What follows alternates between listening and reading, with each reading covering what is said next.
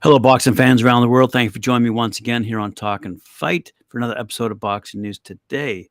We're going to start off today's episode with some news out of NABA. Middleweight champion Conor the Kid Coyle will defend his title against knockout artist Anibal Clito Francisco in a battle of unbeatens Sunday, December 11th at the Caribe Royale in Orlando, Florida.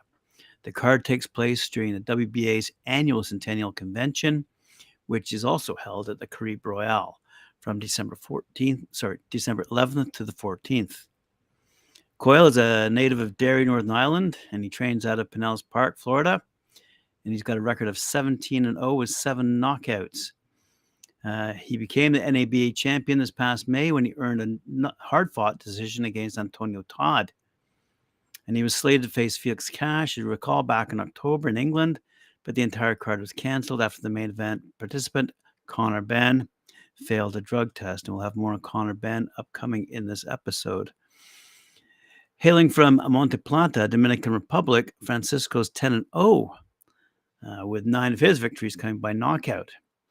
On July 2nd, the 22-year-old stopped Yeltsin Gonzalez in the 5th round to capture the WBA Federatin title, and said Coyle's promoter, Jody Calaguer, out of Fire Fist Boxing Promotions, he said, after the disappointment surrounding the cancellation of Conor's fight in England, we wanted to find a good opportunity. The WBA Centennial Convention is a great event, and Conor loves fighting at the Caribe Royale because he's got a big fan base in Central Florida.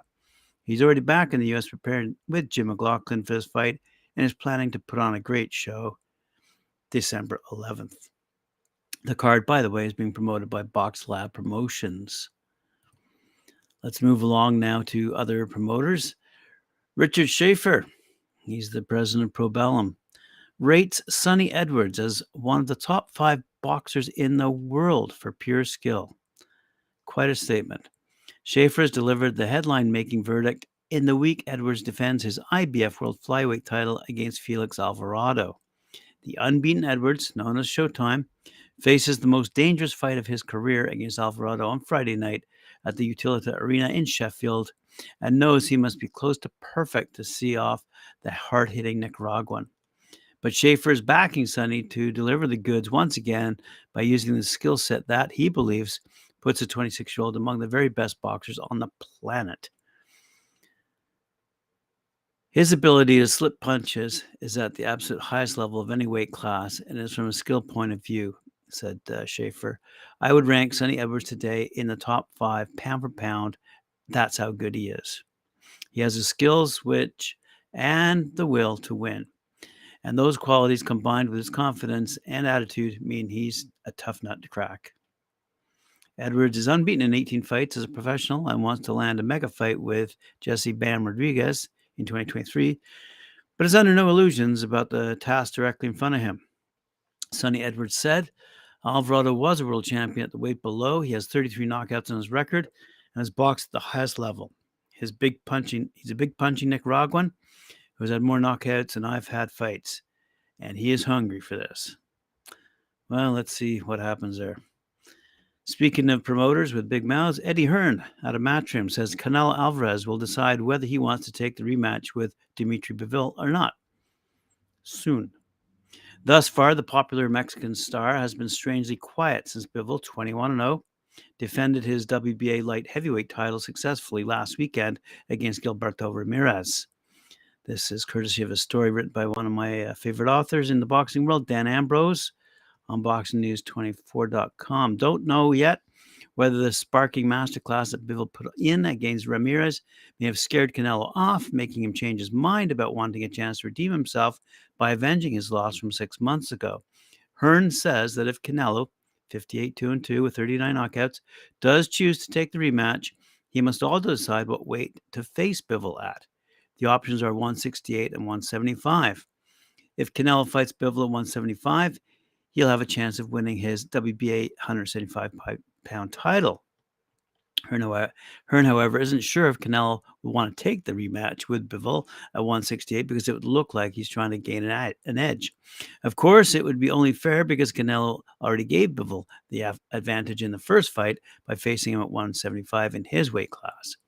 It's only fair that Bivol returns the favor by coming down to 168 to face Canelo where he's most comfortable. If Canelo chooses to fight Bivol at 168, he'll be defending his undisputed middleweight championship, and if he loses, all 4 belts will be gone. However, it won't be the end of the world for Canelo because Bivol will surely immediately vacate the 468-pound belts and return to the 175-pound division. So there you go. Let's see. This upcoming weekend, we're going to see on November 12th, super lightweight contender Montana Love headlining in his hometown of Cleveland, Ohio, as he'll square off against Stevie Spark at the Rocket Mortgage Fieldhouse. That'll be shown live on DAZN.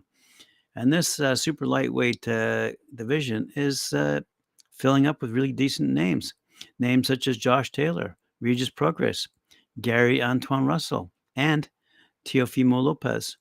The 140-pound weight class has been has had quite a surplus of talent of late, and Montana Love is a confident boxer who's looking at his upcoming bout as an opportunity to showcase his skills and elevate his position in the division. So we look forward to seeing the result of that particular contest. Speaking of the super lightweights, seems that Adam Azine has signed a new long-term, multi-year fight deal to remain exclusively with Boxer on Sky Sports. Azim has enjoyed a flawless start to his professional career with a stunning record of 6 wins, 5 knockouts. Regarded as Britain's best and most exciting boxing prospect, aren't they all? Azim is a generational talent destined for the very top of the sport, according to Boxer. Let's move along. WBC President Mauricio Sulaiman informed the media on Tuesday that IBF, WBC, WBO light heavyweight champ Artur Beterbiev must defend against WBC mandatory Callum Smith after he faces WBO mandatory in early 2023.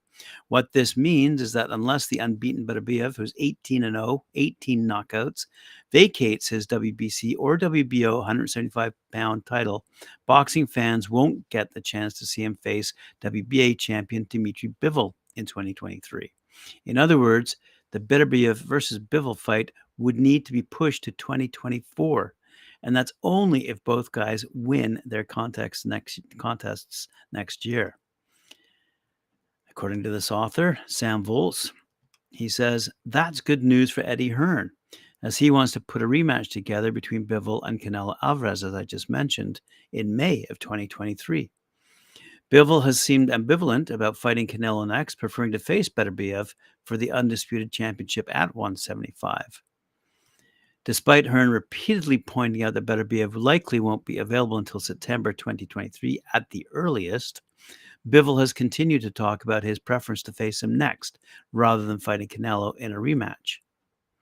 Now that WBC President Sulaiman has spoken up about Beterbiev needing to make a back-to-back mandatory defense against Yard, 22-2, by the way, 21 knockouts, and Callum, 29-1 with 21 knockouts, that clears the path to a Canelo versus Bivol rematch early next year, as long as the Mexican superstar chooses to fight in May.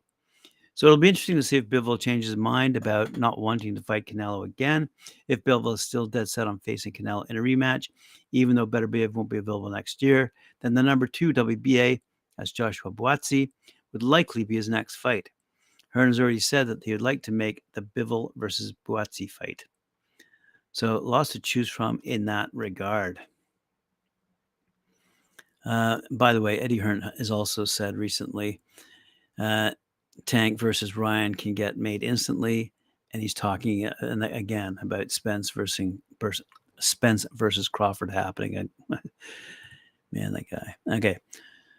Speaking of an article by Sam Volz, he continues on the Conor Benn thread. Conor Benn has reportedly been removed from the WBC 147-pound rankings after his 2 positive tests for the banned PED clomiphene substance while the WBC investigates the case, says WBC President Mauricio Sulaiman.